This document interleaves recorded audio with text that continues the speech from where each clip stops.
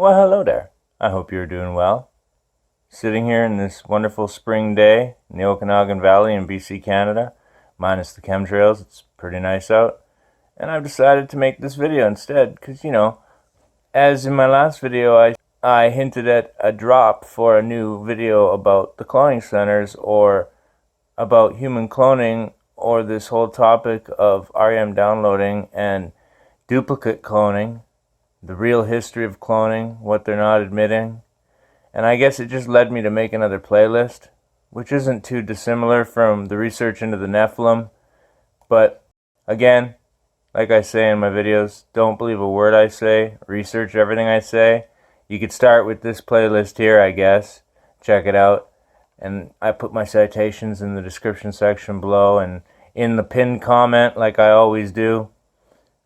But yeah, I guess firstly, these kind of videos go into the technical side of cloning. I'm not going to get into that so much because anyone can research cloning per se. Like here, even on my backup pages, like since my main YouTube was deleted, probably a blessing in disguise, I have playlists here that people watch or don't watch depending on the shadow banning. I don't know anymore. But like I said, looking back in retrospect, this topic has got me mostly nothing but headaches. However, I guess in this video, the way I wanted to take a look at it was after a fashion about the history and the dialectic, sort of like how back in school I'd be reminded of a dialectic essay where you weigh two schools of thought about something. And so in this case, it would be the official story on cloning, where history tells of a sheep named Dolly that was finally managed after many attempts to be cloned in a lab like it was some kind of hard process. And then after that official story, the rest is, as they say, history. And then the other side of that dialectic essay is the hidden history that guys like Fritz Springmeier have been trying to get out there for 30 years. And the evidence is supreme. I mean, people can either look at it or don't look at it. People can accuse guys like me and Rob Skiba being part of cults, but I'll say like he said, let the Holy Spirit be your guide. Let no man be considered teacher, rabbi, father, whatever. We have leaders of hundreds, leaders of thousands, but the Holy Spirit should be your teacher, and that should lead you to people who instruct you. So all that being said, with this dialectic, let's start with, I guess you could say, the mainstream official story of cloning. Now, firstly, obviously, as I said in my precursor video that I wanted to talk about, when you want to research this, it is kind of like pulling teeth, because anyone who knows that the Google algorithm is going to limit the search results. Things that they don't want you to find out are going to be buried on page 100 of the search, and so on it goes. When you're using their system to research this, you're only going to get the information that they want you to know about, which is pushing the whole evolution design that they'll eventually switch over to panspermia, but I'll get to that. So yeah, long story short, I guess it would begin with the whole evolution and that we share DNA with a monkey, even though that has been proven to be a lie, as guys like Dr. Ken Hovind have shown. Regardless of what you want to think of him or what his personal life or whatever else, never let someone's personal problems get in the way of research. Even a broken clock is right twice a day. And his seminar completely debunks all the lies in the textbooks. In fact, there's an argument to be made that they used the IRS to throw him in jail when he was going to form a lawsuit against the textbook companies to get all this out there. Or the actual proof that human beings are genetically coded, created, designed, provably, and that evolution on the face of it cannot possibly exist the way the mainstream purports that it does, especially if you want to ask somebody why they believe in evolution,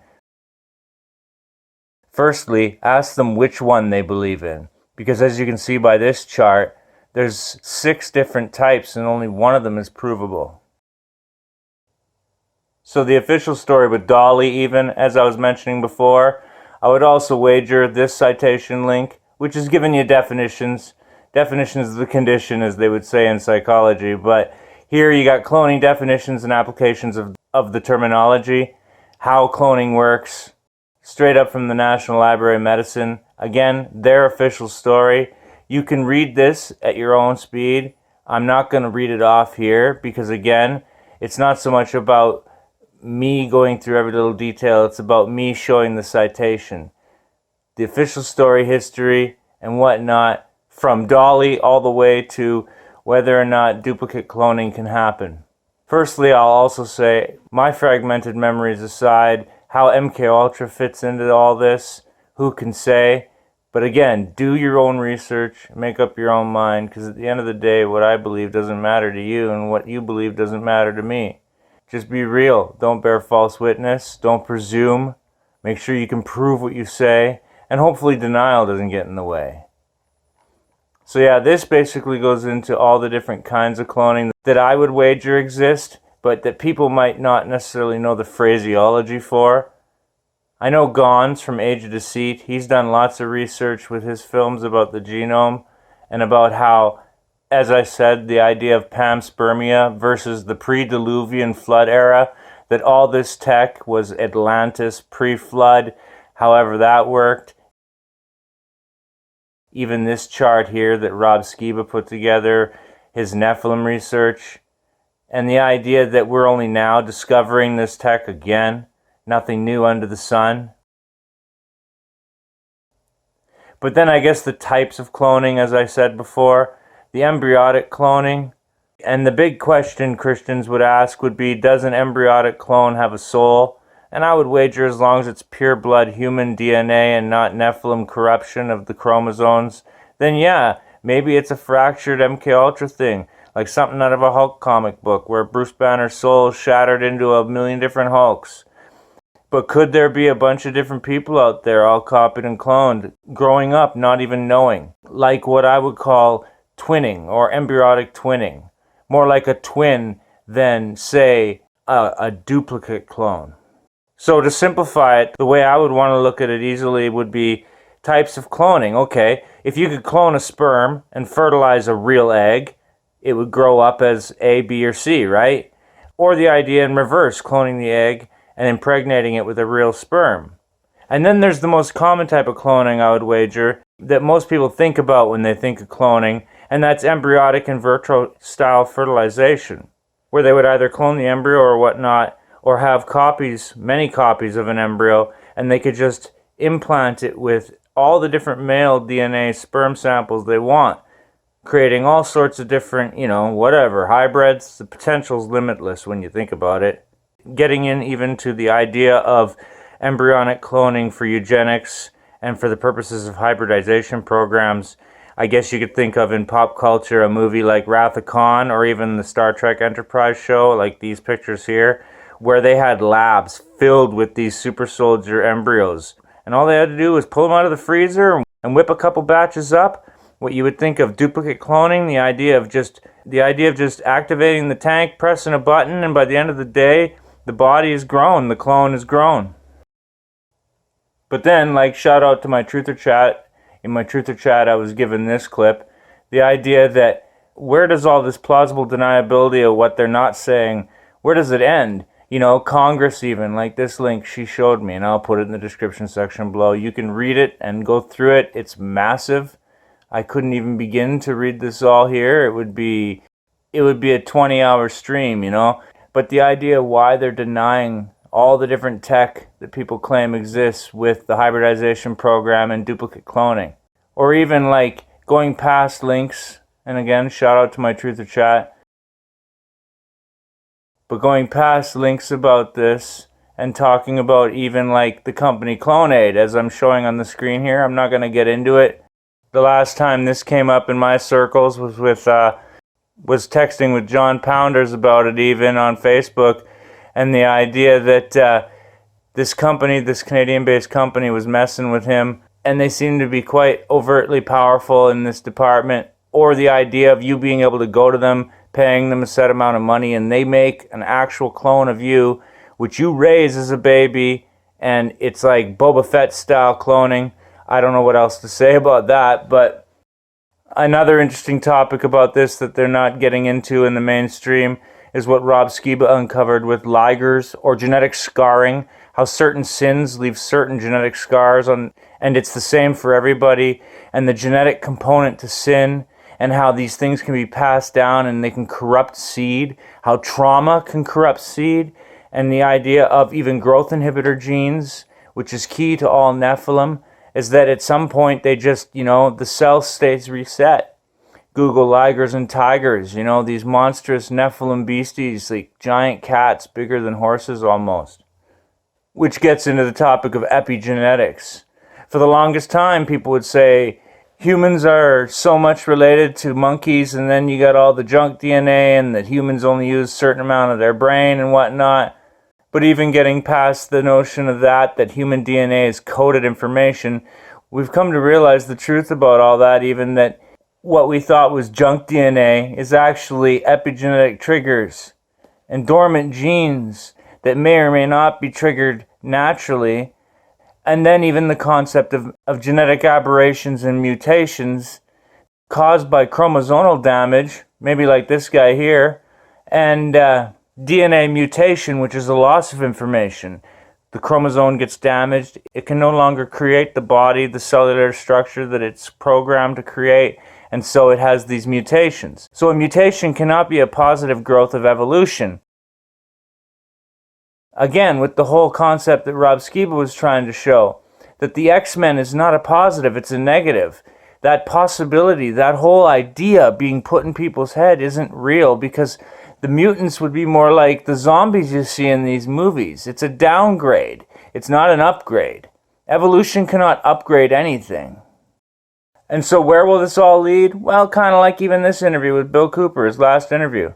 Obviously, he was in that interview talking about different things. He was wrong about how the AIDS thing played out, and who knows with this whole modern day trust the science. You move forward with all of that to the mark of the beast topic.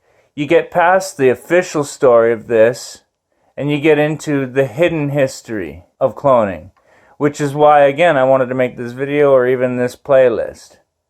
So going back to this playlist, to check through these citations, or even these two videos by Rob Skiba, pretty impressive what the military's even been talking about this, or even getting into the super soldier program. Guys like James Casbold, I'm not going to talk about that here. But I'd start with this guy, Fritz Springmeier, and he has his chart about cloning. And you can pause this and read it at your own speed, but clearly the first uses of this technology is not Dolly, is not what the official story claims. Because you can research all of these events for yourself to see if they've happened. And, well, I would simply ponder on that and call it a day, and then take your research from there. As far as guys like Donald Marshall, I pray for the dude. A lot of people think he was replaced. I don't know. I can't say for sure. When I first started getting into this topic, I got right sucked into it. And it's kind of embarrassing, actually. Looking back at it now with a bit more wisdom, I realized how wrong I was at first. I'm not saying I'm wrong about the whole thing. Like Timothy Albrino would say, I know something similar to what he's saying is happening, but what is really happening? Because there's things that are gatekept and never talked about, like alchemy, Thoth, Gnosticism, Nephilim, Nimrod, how people have been sitting on the truth that the modern subject of evolutionary biology is an insult to scientists everywhere. Which doesn't even get into the concept of consciousness transferring or REM downloading, but even Gons from Face Like the Sun, in his Age of Deceit movies, gets into the idea of the cyber hive mind. And again, the bloodlines of the Illuminati, there's going to be a fact check under this video saying the Illuminati's not real, and all this is not real, and we've done your thinking for you, and whatever. But you go through all of this and find out why these bloodlines want to attain this immortality in the first place. And Bill Cooper talked about that quite a bit. He even admitted at the end that he was probably wrong about the alien thing, and that it was, and like Gons and everyone else would talk about the alien agenda. And then my research into all this stuff, not even getting into the super soldier program as I mentioned before, or how this started. This apparently started when all this technology was rediscovered in Antarctica, finding more deep underground military bases, finding a dumb there, researching Admiral Byrd, and even like the Hollow Earth or the Nibiru Planet X Operation Majestic cover stories. Again, the alien agenda. When these soldiers say they were taken to other worlds, where were they really taken? Who knows? but even like my final thoughts on all that, because at the end of the day I've got nothing but headaches for trying to make videos about this. But there's obviously something to do with these Nazis and this hidden occult knowledge and its origins and whether or not it's still going on, Nazi flags flying in Antarctica to this day. But at the end of it, the main question I always get is, do these clones have souls? And I would wager in a lot of ways this is going down like the X-Files, or even like this picture here, making a joke of the X-Files because they've made a joke of us. And the idea that, is it like X-Files style in virtual feudalization, impregnation in women, like Scully in that show, millions of women around the world impregnated with these clones or copies like James Casbolt suggested. They grow up and they don't even know, or some of them do, and they're indoctrinated into these programs. Who knows? Even like this picture here, that could be maybe, could be, have something to do with this whole Bill Hicks, Alex Jones theory that they're the same person. Well, what if they're clones? Who knows? Their dental records are pretty similar, but whatever. And again, as I said before in my other video, trying to find research about this is like pulling teeth. Looking for sources on things like Dr. Peter Better and the organic robotoids. Even what Russia's up to with their robotics programs and their cybernetics programs. Which also gets into another big question: what are alien greys and Nephilim? And the research uncovered by Joe Jordan of MUFON, that aliens, these greys, are hurt by prayer. I would wager there's some kind of maybe call it a demonically fueled Borg, hybridized organic, bioorganic machine, like little worker bees that could be hive mind controlled by a supercomputer or an AI. As some people have made claims that an AI woke up in Antarctica and we've been at war with it since World War II.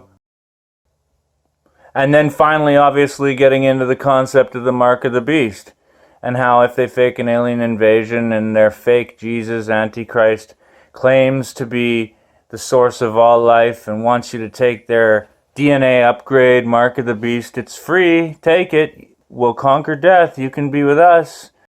Before that, they have to assign blame to why the world is the way it is. And so there's going to be a system where this Antichrist rises, probably faking an alien invasion or some kind of scenario like that, where cloning might be involved, and then that guy is going to try to lead everybody astray into this. Lead everybody astray into wanting this genetic hybridization that is really, in a way, turning people into Nephilim. People will long for death and not be able to find it. Much less getting into this topic, which I'm not even going to speak on here, maybe in another video. The high priests of this science, falsely so-called, that try to fake anything evolution-based. But yeah, I don't know what else to say. It's just a quick video summing up what the official story on cloning and the unofficial story gets into. And so, like I said at the beginning, do your own research and make up your own minds, because at the end of the day, what I believe doesn't matter to you, and vice versa. I was not put on this world to measure up to your expectations, and you were not put on this world to measure up to mine. So with that, after a long structured video, I'll just say peace out, baby.